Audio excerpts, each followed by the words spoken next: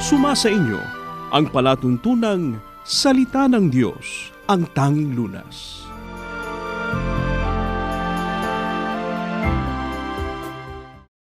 Magandang araw po sa inyong lahat, mga giliw po naming taga-subaybay. Ako po ang makakasama ninyo, ang kapatid na Wally Taray. Pinakahangad po namin na kayo pong lahat ay nasa mabuting kalagayan, saan mang dako kayo naruroon.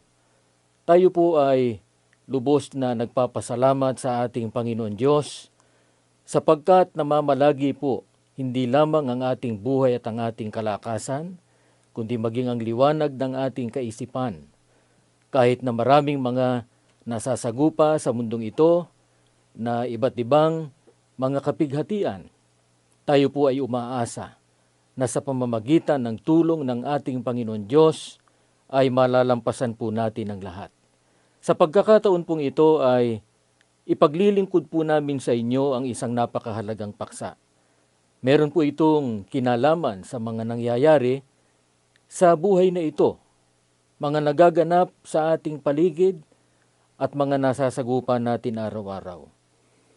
Alam natin na ang buhay at pamumuhay ng tao sa mundo ngayon ay batbat po ng kahirapan, ng kabiguan, ng kalungkutan, at ng kawalan ng kapayapaan. Bagaman ang mga tao po, ang karamihan sa mga tao, maging ang mga pinuno ng pamahalaan, ay hindi po tumitigil ng pag-iisip, ng pagpaplano, at paggawa ng mga bagay na inaakala po nila na makapagbibigay lunas sa mga suliraning nasasagupa sa daigdig. Subalit sa huli ay hindi pa rin tunay na payapa o panatag ang buhay ng tao. Naghahari pa rin ng balisa. Gulong-gulo pa rin ang kaisipan ng marami sapagkat patuloy na nadaragdagan ang iba't ibang mga suliranin sa buhay. Bakit po kaya ganito ang buhay at pamumuhay ng tao dito po sa daigdig na ito? Nais po naming ibahagi sa inyo ang sinasabi ng Biblia tungkol po dito. Sapagkat noon pa man ay meron na pong ipinagpauna sa atin ng Biblia na hindi po natin maiiwasang maranasan habang naririto pa tayo sa mundong ito. Ano po ang hindi po nawawala sa mga tao na nabubuhay sa mundong ito? Pakinggan po ninyo ang sinasabi sa atin ng Biblia dito po sa awit 73 at ang talata po ay 14. Ganito po ang ating mababasa. Ako ay sinalot ng mga suliranin sa buong maghapon, at tuwing umaga, ang parusa sa akin ay nagsisimulang muli. Totoong-totoo po itong sinabing yan ng lingkod ng Diyos. At hindi lamang po yan sa Kanya totoo, kundi maging sa lahat ng mga taong nabubuhay sa mundong ito. Kaya nga halos araw-araw ay dumarating sa tao ang iba't ibang mga suliranin, sapagat ang problema po ay hindi nawawala sa buhay ng tao. Ano po ang nararanasan ng mga tao sa mundong ito sa halip na malunasan ang kanyang mga suliranin? Pakinggan po natin dito pa rin sa aklat ng awit sa 25 at ang talata po naman ay 17. Ganito po ang ating mababasa. Ang aking mga suliranin ay papalubha, o iligtas mo ako mula sa lahat ng iyon. Ang binasa po nating ito ay pahayag po ni Haring David. Bagamat isa siyang hari, gayon man hindi pa rin siya nakaligtas sa mga suliranin. Ano po ang naranasan ni Haring David? Sa halip na malunasan ng kanyang suliranin, ang sabi niya, ang aking mga suliranin ay papalubha. Hindi po ba totoo rin sa ating panahon ngayon ang sinabing ito ni Haring David noon? Kaya nga sa halip na malunasan, sa panahon nating ito, ang kahirapan lalo pang lumuluba. Sa halip na malutas ang mga alitan at paglalabanan, ay lalo pang tumitindi ang mga ito. patuloy ang paglaganap ng karahasan. Hindi pa naihahanap ng lunas o kagamutan ang ibang sakit, meron na namang lilitaw na panibagong sakit o kaya ay panibagong mabigat na karamdaman. Ano po ang naidudulot nito sa tao? Nagbubunga ito sa tao ng stress, ng pagkalito. Nagiging sanhi sa iba nung tinatawag na depresyon. Sa iba, ito po ay nagdudulot ng kawalan ng pag-asa. Paano po nailalarawan ng iba ang nararanasan nilang mga paghihirap at mga suliranin? Pakinggan ninyo itong babasahin natin sa aklat po ng Job sa 6, 2 hanggang 3. Suliranin ko't paghihirap kung titimbanging lahat. Magiging mabigat pa kaysa buhangin sa dagat. Kaya huwag kayong mabigla sa aking pangungusap. Mga mahal po naming taga-subaybay, ang binasa nating ito ay pahayag ng lingkod ng Diyos na si Job. Paano po inilarawan ni Job ang kanyang mga paghihirap at mga suliranin? Ayon po sa kanya, kung titimbangin niyang lahat, magiging mabigat pa kaysa buhangin sa dagat. May mga pagkakataon po na ganyan din ang ating pakiramdam sa mga problemang dumarating sa ating buhay, na ang mga ito ay pakiramdam natin ay napakabigat na halos ay hindi na natin makaya. Alam natin na walang taong walang problema. Wala pong exempted pagdating sa problema. Hindi lamang ang mga taong mahirap ang nakararanas ng suliranin, pati mayayaman. Maging ang mga marurunong, kahit pa nga ang may taglay na kapangyarihan, ay nakakasagupa din ng mga iba't ibang mga suliranin. Mamaya po sa aming pagbabalik ay tatalakayin po naman natin ang gabay na itinuturo sa atin ng Biblia kung papaano magkakaroon ng lunas ang mga suliraning ito na atin pong nasasagupa. Magbabalik po kami, makaraan lamang ang ilang paalaala ng atin pong himpilan. Nakikinig kayo sa Iglesia ni Cristo Radio, DCEM 954, ang tinig ng katotohanan.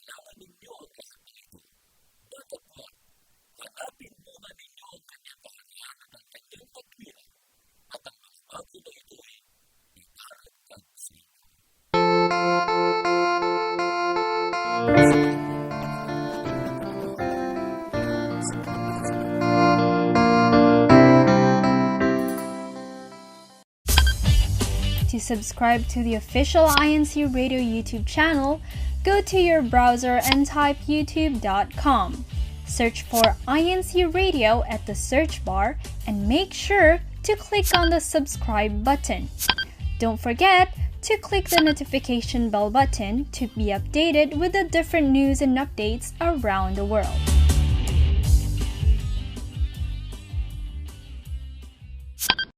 Nagbabalik po tayo dito sa ating palatuntunan, ang salita ng Diyos, ang tanging lunas. At ako po ang inyong lingkod, ang kapatid na Wally Taray. Kanina po ay binasa natin sa Biblia na noon pa man ay ipinagpauna na po ng ating Panginoon Diyos sa atin na ang suliranin ay hindi po nawawala sa buhay ng tao. At sa halip na malunasan ay lalo pa itong lumulubha, lalong bumibigat. Yan ang naging karanasan mula pa noon at patuloy na nararanasan ng maraming tao ngayon. Sa pagkakataon pong ito ay sasangguniin pa rin natin ang Biblia kung papaano po natin haharapin ang mga suliranin na atin pong nasasagupa sa pamamagitan ng mga salita ng Diyos. Hayaan nating gabayan tayo ng kanyang mga aral kung papaano ang tamang pagharap sa mga suliranin dito po sa mundo. Papaano po ba magkakaroon ng lunas ang mga suliraning dumarating sa buhay ng tao? Ang babasahin po natin ay nakatala dito po sa aklat ng Awit sa 34 at ang talata po ay 19. Ganito po ang ating mababasa, inyong pakinggan mga mahal po naming taga-subaybay. Ang mga tao na ginagawa kung ano ang tama ay maaaring magkaroon ng maraming suliranin. Subalit, ang Panginoon ang lulutas sa lahat ng iyon. Napakaganda po ng sinasabing ito sa atin ng Biblia. Ang sabi sa atin, ang Panginoon ang lulutas sa lahat ng iyon. Kaya hindi tayo dapat na mabagabag o mawalan ng pag-asa kapag dumarating ang mga suliranin sa buhay natin, sapagkat ang Diyos ang lulutas sa lahat ng iyon. Kung merong higit sa lahat na kailangan po ng bawat isa sa atin, ay walang iba kundi ang ating Panginoon Diyos. Siya po ang lunas sa lahat ng ating mga problema. Kaya kung hindi man po mawawala ang mga problema, kaakibat na yan ang buhay ng tao dito sa daigdig, huwag po nating payagang ang ating Panginoon Diyos ang mawala sa ating buhay. Subalit sino kaya ang ipinakikilala ng Biblia na makaaasa sa pagtulong ng Diyos para malunasan ang atin pong mga suliranin? Pakinggan ninyo dyan pa rin sa aklat po ng Awit sa 106, mga talatang 3 hanggang 5. Ganito po ang ating mababasa.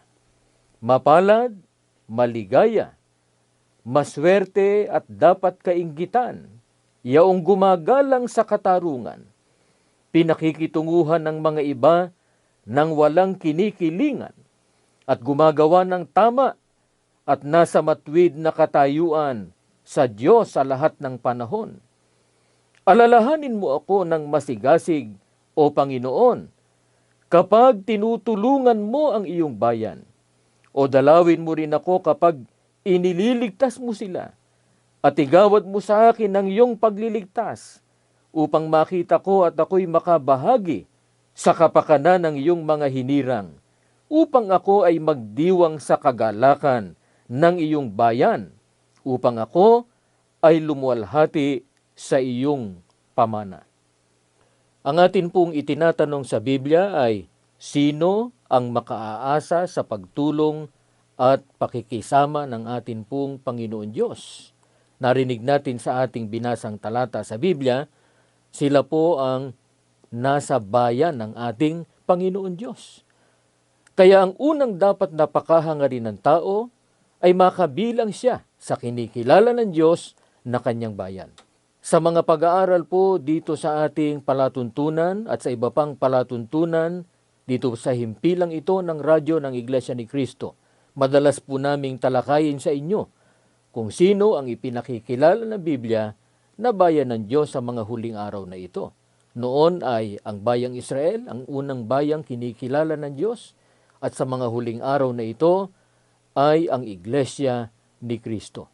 Kaya nga patuloy ang aming paanyaya sa inyong lahat na magsuri kayo, makinig kayo, hindi lamang sa mga palatuntunang inihahayag namin dito sa INC Radio, kundi maging sa mga pamamahayag ng Iglesia ni Cristo, sa mga gusaling sambahan na malapit po sa inyong lugar, at sa mga bahay ng mga kapatid po namin na nag-aanyaya sa inyo, pati na po sa mga pamamahayag online na isinasagawa sa himpilan ng telebisyon ng Iglesia ni Cristo at maging sa internet, para lubos ninyong maunawaan kung papaano kayo makakabilang sa bayan ng ating Panginoon Diyos, sapagkat tinitiyak ng Biblia na ang tutulungan ng Diyos ay ang nasa kanyang bayan. Subalit sinong nasa bayan ng Diyos ang makaaasa sa kanyang pagtulong? Ang sabi sa atin, sila po yaong gumagalang sa katarungan, gumagawa ng tama at matuwid sa lahat po ng panahon. Sa makatwid ay hindi lamang sila naging kaanib sa iglesia, kundi tinutupad po nila ang mga kalooban ng Diyos sa lahat ng panahon. Anuman ang kanilang maranasan, lagi po sila sa pagsunod. Ano ang patutuo sa kanila ng Biblia? Sila anya ang mapalad. Bakit sila mapalad? Ang sabi sa atin, aalalahanin sila ng Diyos kapag tinutulungan na niya ang kanyang bayan at higit sa lahat ay ililigtas niya sila.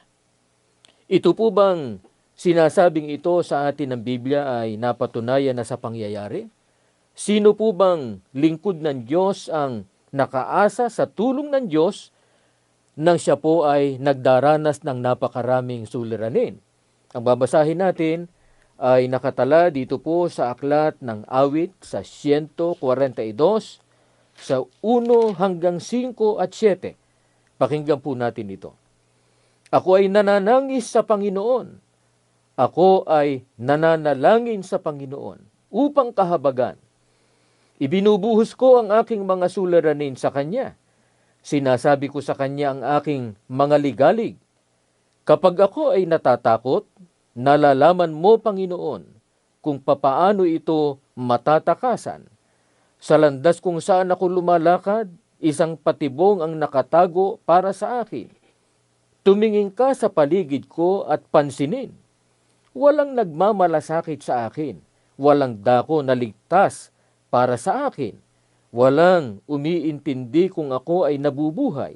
Panginoon, ako ay nananangis sa iyo. Sinasabi ko, ikaw ang aking proteksyon. Ikaw lamang ang nais ko sa buhay na ito. Palayain mo ako mula sa aking bilangguan. At sa gayon, pupurihin ko ang iyong pangalan. Pagkatapos, paliligiran ako ng mabubuting tao sapagkat pinangangalagaan mo ako. Ang binasa po natin ito ay pahayag po ng lingkod ng Diyos na si David. Ano po ang kanyang ginawa nang siya po ay nasa gitna ng suliranin at ng mga ligalig? Ang sabi po niya, ako ay nananangis niya sa Panginoon. Ako'y nananalangin sa Panginoon upang kahabagan. Ang sabi pa po ni Haring David, ibinubuhos ko ang aking mga suliranin sa Kanya. Sinasabi ko sa Kanya ang aking mga ligalig. Hindi po sinarili ni David ang paglutas sa mga problema niya. Hindi po niya ipinangahas ang kanyang lakas, ang kanyang karunungan at ang kapangyarihan. Sa halip, ano po ang kanyang ginawa? Dumulog siya sa ating Panginoon Diyos na kinikilala niya na makatutulong sa Kanya. Ano po ang napatunayan ni David? Kaya sa Diyos niya inilalapit ang lahat ng kanyang mga ligalig. Ang sabi po niya, kapag ako'y natatakot, nalalaman mo, Panginoon, kung papaano ko ito matatakasan. Ikaw ang aking proteksyon. Sa marami pong pagkakataon ay napatunayan ni David sa kanyang buhay na ang tanging makalulutas sa kanyang mga suliranin ay walang iba kundi ang Panginoon Diyos lamang. Kaya itinuturo ito ni David sapagkat naranasan niya ito sa kanyang buhay. Subalit ano po ang hinahanap ng Diyos sa mga humihingi sa Kanya ng tulong upang malutas ang mga suliranin? Pakinggan natin sa 62 ng Awit at ang talata po ay 8. Ganito po ang nakasulat. Bayan, magtiwala sa Diyos sa lahat ng panahon. Sabihin ninyo sa Kanya ang lahat ng inyong suliranin sapagat ang Diyos ang ating proteksyon. Hindi po sapat na dumulog at manalangin lang tayo sa Diyos para humingi po ng tulong sa ating mga suliranin. Ano po ang hinahanap niya o ng ating Panginoon Diyos sa mga humihingi sa Kanya ng tulong? Ang sabi po, bayan, magtiwala sa Diyos sa lahat ng panahon. Ang nagtitiwala sa Diyos ay hindi po kailanman mag-aalinlangan sa kapangyarihan at sa magagawa ng ating pong Panginoon Diyos. Ang nagtitiwala sa ating Panginoon Diyos ay nagtataglay ng matibay na pananalig na kayang-kaya ng ating Panginoon Diyos na lunasan anuman at gaano man karami ang ating mga suliranin. Kaya hindi tayo dapat na mainip kung nararamdaman natin nawari po'y hindi pa sinasagot ng Diyos ang ating mga panalangin. Sa halip, dapat tayong matyagang maghintay sa kanyang mahalagang tulong at paglingap. Kaya, kung dumarating sa buhay natin ang mabibigat na mga suliranin, ano po ang dapat nating gawin? Ayon po sa pagtuturo sa atin ng Biblia. Pakinggan ninyo, ang babasahin natin ay nakatala dito po sa Job, sa 5, mga talatang 8 hanggang sa 16. Pakinggan po natin. Subalit Job, kung ako ikaw, babaling ako sa Diyos at sasabihin sa Kanya ang aking mga suliranin. Hindi maunawaan ng mga tao ang mga kamanghamanghang bagay na ginagawa ng Diyos. Walang katapusan ang milagro na ginagawa ng Diyos. Nagpapaulan ang Diyos sa lupa. Nagpapadala siya ng tubig sa mga bukid. Itinataas niya ang taong mapagpakumbaba at labis niyang pinasasaya ang taong malungkot. Pinatitigil ng Diyos ang plano ng mga tuso, masasamang tao, kaya sila ay walang tagumpay. Hinuhuli ng Diyos kahit ang marurunong na tao sa sarili nilang mga bitag. Kaya ang mahuhusay na planong iyon ay hindi magtagumpay. Ang matatalinong taong iyon ay madadapa kahit araw, kahit sa tanghali. Sila ay tulad ng isang tao na ang pakiramdam ay nangangapa sa dilim. Inililigtas ng Diyos ang mahihirap na tao sa kamatayan. Inililigtas niya ang mahihirap na tao mula sa kapangyarihan ng mga taong tuso. Kaya ang mahihirap na tao ay may pag-asa. Nililipol ng Diyos ang masasamang tao na di makatarungan. Ano po ang ipinapayo sa atin kung dumarating sa atin ang mabibigat na suliranin? Ang sabi po sa binasa natin, kung ako ikaw, babaling ako sa Diyos at sasabihin sa Kanya ang aking mga suliranin. Yan din po ang dapat nating gawin. Kapag meron tayong mabibigat na mga suliranin, sa Panginoon Diyos po tayo bumaling.